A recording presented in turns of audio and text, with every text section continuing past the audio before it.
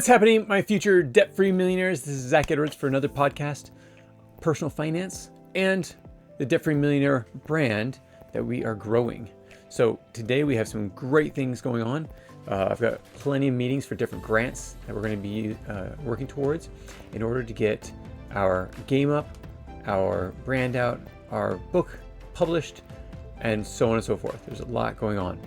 But because this is the personal finance course, we're going to focus on something that's really important. And this actually pertains to both business and personal. But today we're going to be just talking about personal. In season 3, when we talk about businesses, you'll actually be able to hear more about what we're going to be talking about when it comes to debt on a business side. But today, again, it's personal. So debt is very personal. Here's my question to you. Do you like spending money? I'm guessing it'd be yes.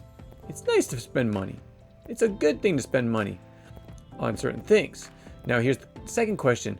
Do you like paying bills after you've already received the gain? Okay, so what I mean there is you take out a credit card and you say, I'm going to charge my credit card to pay for my trip. Now I love my trip. It was so much fun and such. But when I get home, that's when the consequences of the trip come into play. If everything was put onto a credit card or in some sort of debt, it means every month I'm going to have to be paying for that debt ongoing until we're done paying it off. Is that a great thing? No, it's not a great thing. It's actually sometimes a horrible thing, but it all depends on how we want to live our life. Now, there are certain things that people would say are good debt when it comes to personal. The truth is, it's not exactly good debt as much as it's acceptable debt when it comes to personal life. So when it comes to your business or your home, some people are saying, well, you have so much racked up in your business debt, you need to take out a home loan and pay off that business debt. The problem is, you're one, mixing funds, and two, you're putting your life in jeopardy, your family's position in life in jeopardy for your business debt. When if your business cannot afford to have the debt, then it should not be in business. So many years of historical conquest has gone through. We've basically been paying off our debt and getting lower and lower and lower. We actually figured out at the beginning we needed to get into debt because we wanted to make out these images that were eye-popping, that middle school and high school could really get behind. Not like the cutesy, cheap images that would have been made for elementary school, younger elementary school, which is a lot of games these days. They focus on that. We needed to make it more like Pokemon or more like Magic the Gathering. So we wanted to make it exciting for the person that's going to be playing the game. So, and again, this is business, and then there's personal. So because of that, I could not mingle my personal debt with my business debt. I had to keep them separate. Now let's go into the personal debt.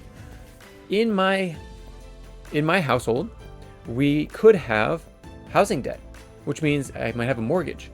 If I have a mortgage, then I'm paying off the mortgage over time to pay off my house. If I am renting, there's no debt. It's a bill that comes to me every month that I have to pay up, but it's not debt because it's a bill. Bill and debts are different. A debt is the amount of money that you accumulate that you owe to someone else. A bill is, this is how much I spent, this is how much I have to pay. It's not racked up debt. Now, if it was a utility bill that they continued to rack up my utilities over a long extended period of time and I didn't pay it off, that would be debt. That would be something that I owe to someone over a long extended period of time. But a bill is basically when you pay it off every month or so forth. Whenever it's due, you pay it off. You don't have this overhanging debt hanging over you. So there are a few types of acceptable debt. I will not call it good debt because it's not necessary, but it's acceptable debt because it's something that you might need in order to accomplish things in your life, especially when it comes to getting a job or such. let's go through a few of them. Okay, we already mentioned housing. Housing is an easy one. If I buy a house, I have what we call a mortgage. It's basically a promise that I'm going to pay back the loan with interest over a 15, 20, 30-year span. So that's a long extended period of time that I owe this money, but I'm not going to pay it off right away. I'm going to pay it off in small amounts for a long period of time. And usually, it used to be when I was, about 10 years ago, the average mortgage was about $1,000. Now it's about $2,400 per person owning a house. So that has expanded drastically. The house that I purchased the one before this previous one, I bought for $95,000. You can't find a $95,000 house. Even distressed, it's now like either $150,000 to $200,000. Even distressed. So it becomes harder to buy these houses. But again, when I started, I found a house that was $95,000. And I paid that off because I had a house in Alaska that I had also bought distressed, sold it for over $100,000 profit, and put all that money into that house, into the next house. This allowed us to go without debt on the house. So yes, it's a hard thing to do for most people. Most people are not willing to do like distressed houses and to work up in-house. They want to get a certain size house depending on their income. But the truth is that they're going to be in debt for a long period of time. And what have I always said about debt? Debt is basically bondage. Now, it might not be the worst of type of bondage because they're not cracking down on you, but as soon as they want to, boom, they will crack down on you. If you're not paying up, boom, they will crack down on you. You could lose your house. You could lose your income. Yeah, there's a lot of things that are attached to it because debt is a type of bondage. It's a type of slavery. Now, nothing like it was in the former years when it comes to the word slavery. This is different, but it's very important for you to understand that.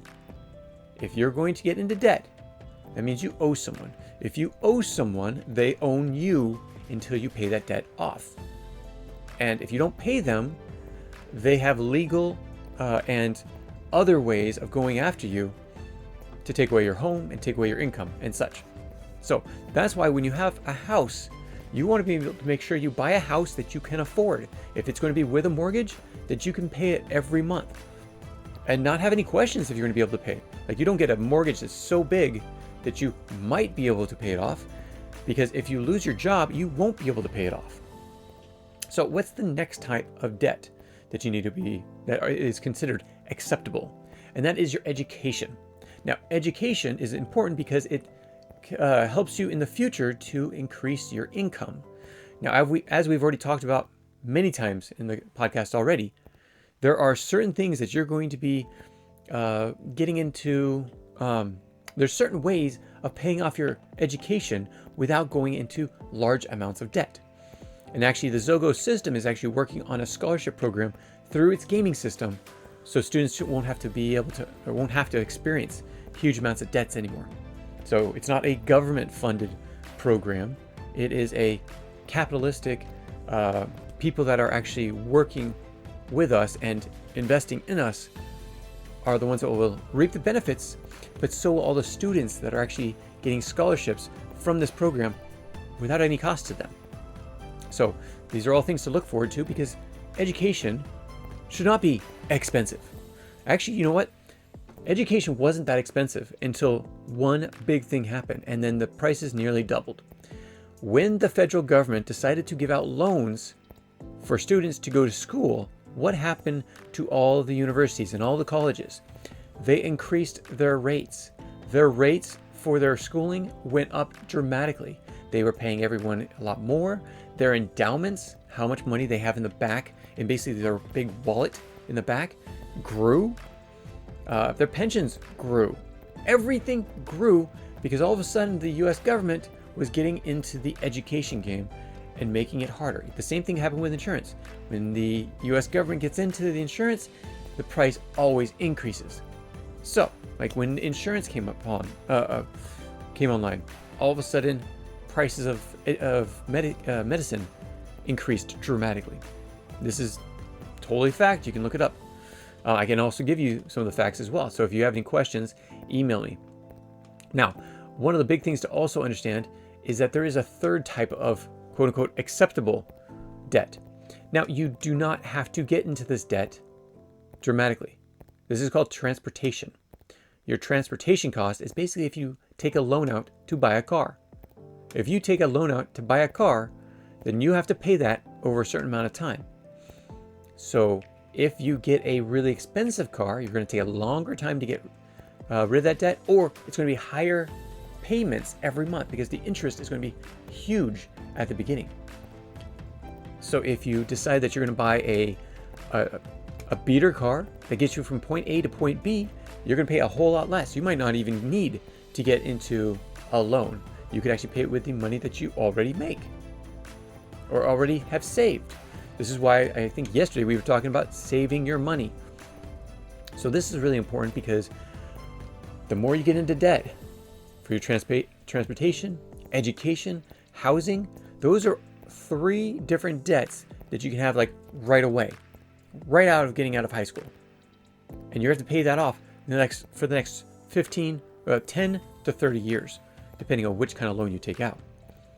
Do you want that hanging over your head as you go to school or as you go into your career? You don't need the Ivy League college. You don't, not for anything actually. These days, Harvard has tainted its name. It's not that needed in order to become a lawyer. It's a great one to go to if you have the money for it. But if you're going to rack up $1 million worth of debt, which you will if you go to be a lawyer, I have someone in my family that's racked up nearly $500,000 on just their education fund. So these are quote unquote acceptable debts. Now there is also the not so acceptable debts. The not so acceptable debts is a basic debts that we do all the time. Americans especially. We take out huge loans in the form of credit cards. We go to the store and we put everything on our card. We swipe our cards and I don't have to worry about it until the end of the month and then I can pay it off. Well, a lot of times that month comes along and you can't pay it off. I'm going to pay a small increment of it and then they charge you interest. If you want the largest amount of interest that you'll find anywhere, it's in your credit cards. They will actually put that on top in your credit card and you're going to pay that interest every month. I'm talking about interest up to 20, 25, even 30% to pay off your credit card. Let's see, for every, I spent $10 on a thing of food. $3, 30% of that $10, so an additional $3 is being added on there. So I now paid $13 for that Happy Meal, for that meal from McDonald's, because of the interest that's attached to that. Are you willing to pay more because you want to put it on a credit card? Now, credit cards might not be that bad. You might want to get the mileage. But the problem is your mileage is actually being paid for by your annual fees. You're paying $100 a year for those annual fees in order to get that credit card, which gives you mileage back or to get those extra benefits. The thing is, if you don't get into that debt, you save a whole lot more money than you would by getting into that debt and using that credit card. So, paying off your credit card every month, those that are well established could do that. But as you're starting off, it's a dangerous road to get into because the more you get into that road, the more you get it gets normalized, and then you can basically be living with debt the rest of your life. The more you compile. The other analogy I put it as, debt is like a pillow. Pillow. How is it like a pillow? Well, it's like a pillow because debt feels all comfortable, like a pillow. You have it on behind your head when you're trying to sleep. It feels so comfortable and nice until all of a sudden it doesn't.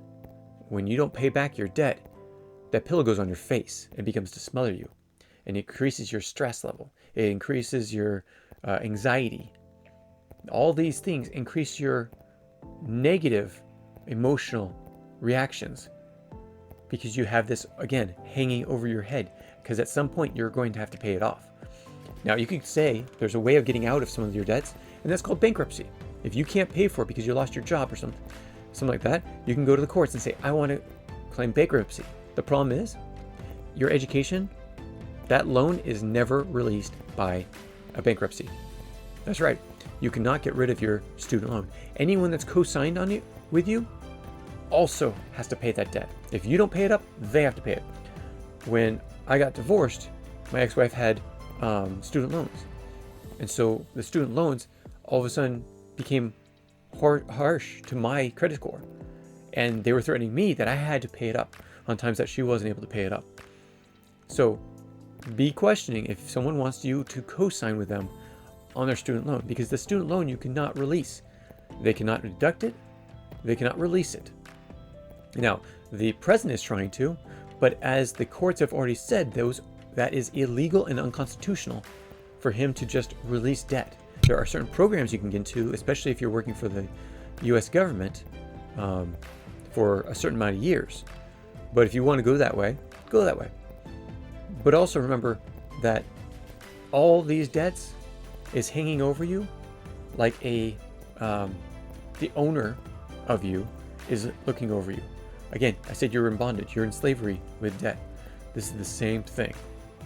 That person is looking over you, looking over your shoulder, watching every penny you make, because if you're making money and you're not paying them, they're going to come after that income. And they have every right to, because you have agreed to it. If you didn't want it, you shouldn't have agreed to it. So these are all things to know and all things to worry about if you're thinking of going into debt for things that are not acceptable or good debt.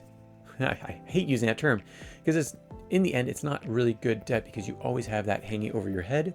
It creates stress, anxiety, and it's not healthy for you either way. But it is acceptable to the world for those three. Credit card debt, these personal loans, those types are not acceptable debts. Now, it's different again than business, which we will go to in this third season of this podcast. But as right now, this is personal, and I want you guys to feel that it's personal. So go to the book. There's a few activities you can do when it comes to this chapter. Very interesting and very needed to understand what debt is. So thank you so much for joining me on today's podcast. I can't wait to talk to you later. We might not be showing one tomorrow. I'm actually going to be on the road with Historical Conquest and selling at a convention in California. So this is one's really exciting. California, I'll tell you all about it next time. Thanks very much for joining me, and we'll talk to you later. Thank you. Bye-bye.